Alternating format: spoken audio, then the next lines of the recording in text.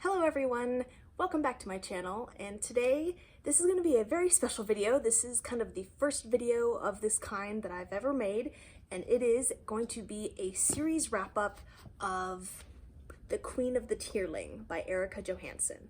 So the very first book is The Queen of the Tearling, followed by The Invasion of the Tearling, and then The Fate of the Tearling. So this is sort of an overall series wrap-up. What I'm going to do is the first half of the video is going to be, no spoilers, no significant spoilers for people who have not read the series and want to know kind of if they should read it, if they shouldn't read it, if it'll kind of appeal to their tastes and what the plot is. And then in the second half, I'm going to go into kind of a spoiler-filled discussion. It'll mostly be about the final book and the ending, because I have some thoughts and feels about it and I need to get it out, and hopefully other people have read the series. I think what tends to happen with series is a lot of people will read the first book and then fewer people will read the second, and even fewer people will read, so on and so forth. So if you've read the series, please comment down below and have a discussion with me about it, because yeah, this is the first series that I finished on my channel. So I'm going to go ahead and get into a spoiler-free review portion, and then afterwards I will go into spoilers. Alright, so this series takes place in a land called the Tearling that has a very medieval fantasy feel.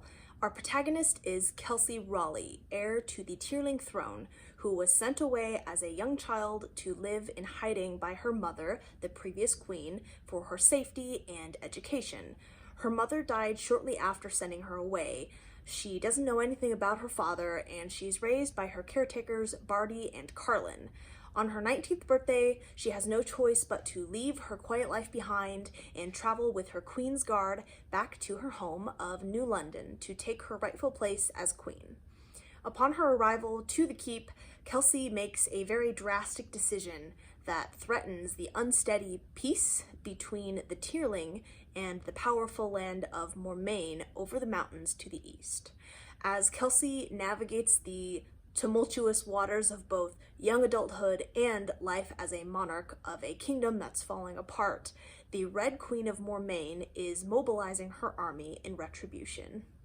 A key part of this series is these two sapphire gems that Kelsey wears as necklaces. They have some sort of magical powers and properties, even though Kelsey herself isn't even sure how they work or where they came from, but she's certain that they must play a vital role in protecting her kingdom. As the series progresses, other threats against Kelsey and the Tearling emerge, the most pressing of which is a dark and dangerous force trapped in the Fairwich Mountains to the north. So I was not expecting this series to be as dark and gruesome as it was. All three books have very heavy and evocative themes that really made me nod or shake my head very solemnly, and they've prompted some heady discussions in my actual life about the nature and struggles and follies of humanity. I'm going to put out a content warning mainly for the second book. There are depictions of rape, domestic abuse, and self-harm. There's also violence and graphic descriptions of that sort throughout the whole thing. Again, this series was a lot darker than I thought it was going to be, which I appreciate. I liked it a lot. So while I personally enjoyed the world building and inner thoughts that took place during the slower moments of the series, some people might find the pacing to be a little slow. I think that's pretty common in fantasy for the start of a book to be on the slow side, and I think that happens here in at least the first two books. The last book moves faster than the first two, and I honestly couldn't put it down once I got going. The characters are fantastic. I think they're portrayed very realistically and believably, and I definitely found myself caring about many of them. Even the characters that were meant to be unlikable are great, because you definitely don't like those characters. There's sort of a light romance between Kelsey and another character, but it isn't like a driving force in the story, more like a consequence, and I really liked their dynamic and the way that that relationship played out. I think that Queen Kelsey is a great heroine. She has her faults, she has her strengths. She's very stubborn, and that plays very well just into all of the difficulties of the plot. There are some very eyebrow-raising nuggets of information and passages in the first book that will make you very confused at first. Not necessarily confused about the plot, but just confused, trust me. And if the mystery there is intriguing to you, then you'll definitely need to check out the rest of the series. I think some people actually found themselves turned off by the oddness of it. They were just so confused that it turned them off to the story. But I was so curious about it all that continuing with the second book was a must. Unfortunately, I personally feel that the ending was rather bad.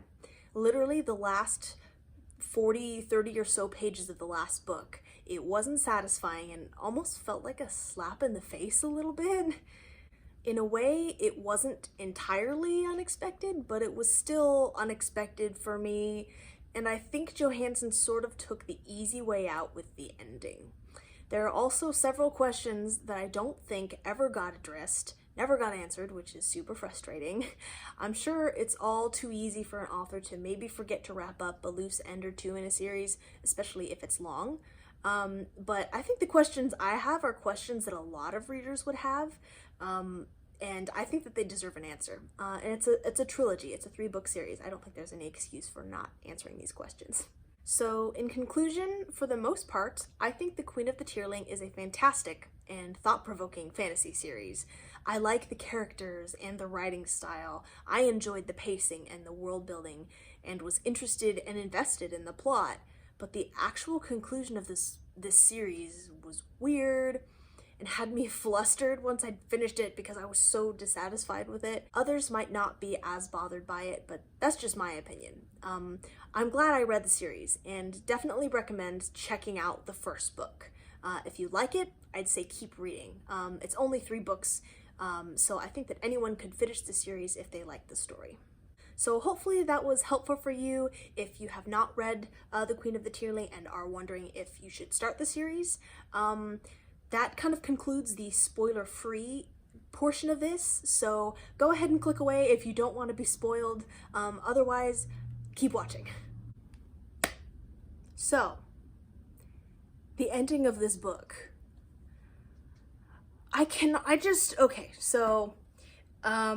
Basically, as a recap, if you might have forgotten, what happens is that Kelsey ends up going back in time, back to Katie Rice's time, and basically murdering Finn. And then when she comes back to herself, she's in a New London. I'm not sure if they even call it New London, but it's a new future where everything has changed for the better, and Kelsey is the only one in the universe, in that world, that remembers what actually happened.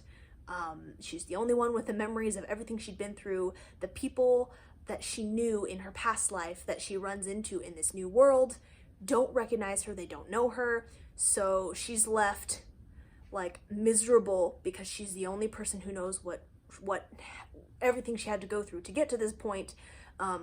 But kind of ends in a positive note by the author being like, well, Carlin's kind of nice to her now, so I guess that's kind of nice. So I have a little list of some questions and gripes that I have that I just want to talk about. So the first thing is, whatever happened, what was the point of Katie's sapphire? So if you remember, it was a flashback where Katie is running through the forest because Finn abandoned her out of spite and anger, and she kind of trips and falls. There's something chasing after her. She searches for a rock to fight off this creature with, and it happens to be like a raw sapphire. And Kelsey comes back to herself, and she has the sapphire. I hate to spoil Star Wars, but she pulled a Kylo Ren and Rey. If you've seen that movie, she like pulled it. Anyway, so Kelsey never utilizes that sapphire. I guess the point of the scene was to show that there was more of a connection between the present day and the visions that she saw, that there was more to it than just seeing things, that you can actually interact with the past. But I don't know, I just feel like, okay, so if sapphires are magical in this world, couldn't she use the sapphire for something? It glowed in her cell when Kelsey came back to herself, but like she never used it. So what was the point of that? Then the zombie children, not explained at all. It's just necromancy, I guess. Maybe that's all you need to know. I don't know. Am I asking for too much? Is it too much for me to want to know the answers to these questions? I feel like it's not. I want to know how that works. I thought that they maybe might show like a scene of Rofin, you know, bringing a child back to life or something. You know, that would have satisfied me if they just showed like a ritual or something and how he was able to do it. Because, you know, he has like fire powers or like kind of affinity for fire. So I don't know, what does that have to do with dead children? Like so that, anyway, that wasn't explained. That's another gripe. It's never explained how the sapphires work, which I might be able to accept because that might just be a fantasy thing to just say, these sapphires are magical, deal with it, I guess. But it's the fact that it's all time travel and everything, but it's all on planet Earth. So you're saying that in our world, sapphires have this magical power. And it's not explained how they got the power or how it works. And it's just, I'm like, okay, so William Tear, I guess his sapphire was, I think he said it was like handed down to him through his family. So how did his family get it? How are they magical? It's not explained and I hate it. And this is just a small nitpicky thing. But technically with the crossing, when William Tear opened up the portal, Johansson never clarifies whether they're going into the future or the past. So I don't know which. I guess I'm imagining it's the future. Actually, that's what I'm imagining. That the rift opened into the future. But I don't know. Was that your assumption as well? They never actually say. The crossing, of course, took place in the Tearling's past, but it still could have been the other way around, that the hole could have opened way into the past or way into the future. So, I don't know. And then, I don't know, the weirdness in the second book of Kelsey morphing into Lily. I don't know, that's not explained. That's weird. Like, there's a little bit of that in the third book, kind of. At the very end, before she kills Rofin, she kind of takes over Katie's body, and that weird thing where she, like, comes out of Katie's body, and that was where the WTF kicked in. I was just like, what is happening? This is weird. What? It's just, no, okay, yeah, none of that made sense to me. Also, one other thing that kind of came to mind, how I mentioned, I think in my review of this book that the ending kind of went against just the messages that had been conveyed so far in the book. So Kelsey kills Rofin, but she actually says, Kelsey herself says, and this isn't a direct quote, but basically she says that killing one evil person won't stop evil. There will always be another person to fill that gap. So it was in a moment when she was kind of despairing to herself, just wishing, how can I get rid of evil? Because killing one evil person isn't going to get rid of evil in the world. But screw that, we're going to kill Rofin. Like, so she murders him, and then the future happens, and I don't know, it's just like you don't see any of the struggle to get to Utopia. You just kind of assume that Katie makes all the right choices, because she's a good person, and so Erica Johansson just kind of whizzes by all of that so we don't have to deal with it, and then, oh, voila, here, Utopia, yay, like it worked, like, it just, it just, like, it trivialized the entire series. It's like, okay, so there's this it's the new London now, it's peaceful and great, but I don't care about it. I read this whole series about this kingdom in distress, all of these horrible things happening. I grew to care about the Tearling, and I wanted to see what would happen. But now we're in this new place that I have no connection to. Kelsey has no connection to. So I don't know. This whole series was about struggle and making these hard decisions, and yes, Kelsey had to make a hard decision in the end. She had to choose which moment to go back in time to. So yeah, that's a hard choice. I just felt like it was a throwaway. I feel like Erica made like a, see, this whole book was all about how life isn't fair and you have to make hard choices and it sucks. And here you go. This ending shows that, you know, you have to make hard choices and sometimes things don't turn out the way you wanted to. And I don't know. I feel like it wasn't done very well. Honestly, I would have been more satisfied with an ending where Kelsey chose to return to her time and she was killed. I don't know. I feel like I would have been more satisfied with a not happy ending, with an ending where things kind of fall apart and the Tearling has to start over anew, you know, has to struggle back to retake the world back from Finn. I don't know. Maybe that's not an ending that other people would like, but I feel like anything would have been better than the ending that I got. It was so bad, in my opinion. So hey guys, so there was something that I actually forgot to mention that I also feel strongly about. I don't think it was necessary that Kelsey's mom was alive.